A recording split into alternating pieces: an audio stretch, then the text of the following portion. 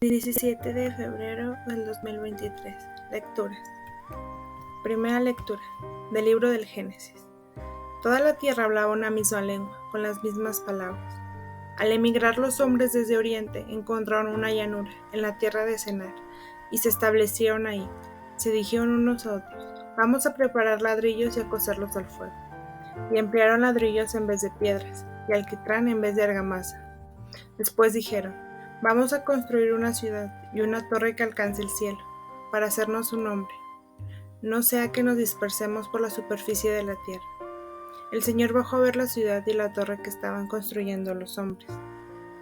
Y el Señor dijo: puesto que son un solo pueblo con una sola lengua, y esto no es más que el comienzo de su actividad, ahora nada de lo que decían hacer les resultará imposible.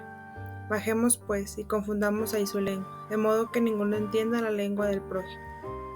El Señor los dispersó de ahí por la superficie de la tierra, y cesaron de construir la ciudad. Por eso se llama Babel, porque ahí confundió el Señor la lengua de toda la tierra, y desde ahí los dispersó el Señor por la superficie de la tierra. Palabra de Dios. Salmo responsorial. Dichoso el pueblo escogido por Dios. El Señor deshace los planes de las naciones, frustra los proyectos de los pueblos, pero el plan del Señor subsiste por siempre, los proyectos de su corazón, de edad en edad. Dichoso el pueblo escogido por Dios. Dichosa la nación cuyo Dios es el Señor, el pueblo que Él escogió como heredad. El Señor mira desde el cielo, se fija en todos los hombres.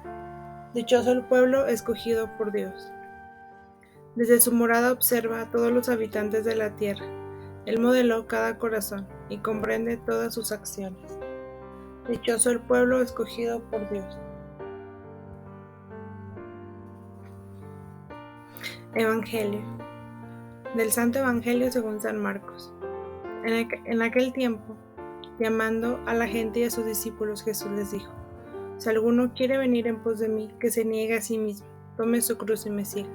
Porque quien quiera salvar su vida la perderá, pero el que pierda su vida por mí, por el Evangelio, la salvará. Pues ¿de qué le sirve un hombre ganar el mundo entero y perder su alma? ¿O qué podrá dar uno para recobrarla?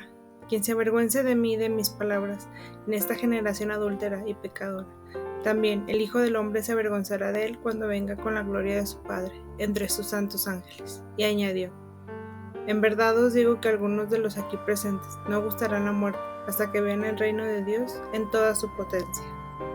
Palabra del Señor. La Torre de Babel. En este día haremos alguna referencia al Evangelio, solo después de unas breves consideraciones sobre la primera lectura, que nos describe la aventura de la Torre de Babel.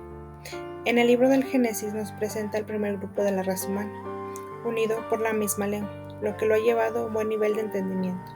Ahora el hombre es capaz de un soberbio proyecto de construcción, que les dará fama por toda la tierra. Pero Dios no ve con agrado ese proyecto. ¿Por qué? ¿Será que Dios no ve con agrado que los hombres se unan y se organizan para proyectos interesantes? ¿Es que Dios no quiere la unidad y progreso del hombre? El texto mismo nos da un indicio para explicarnos la reacción de Dios. Ese hermoso, grande e importante proyecto era para hacernos famosos antes que dispersarnos por la tierra. El texto de la primera lectura resalta otro elemento. Si ya empezaron esta obra, en adelante ningún proyecto les parecerá imposible. Es una frase irónica, como cuando después de haber desobedecido comiendo el fruto del árbol de la ciencia, del bien y del mal, el Señor expulsa del paraíso a Adán y Eva diciendo: no sea que ahora coma del árbol de la vida y viva eternamente. Todo el texto parece enfatizar, por contraste, lo difícil que es hablar el mismo lenguaje, entender las cosas del mismo modo y unirse en proyectos para la vida. Antes, la soberbia humana y la envidia, el Evangelio nos da el toque final. ¿De qué le sirve a uno ganar el mundo entero si pierde la vida?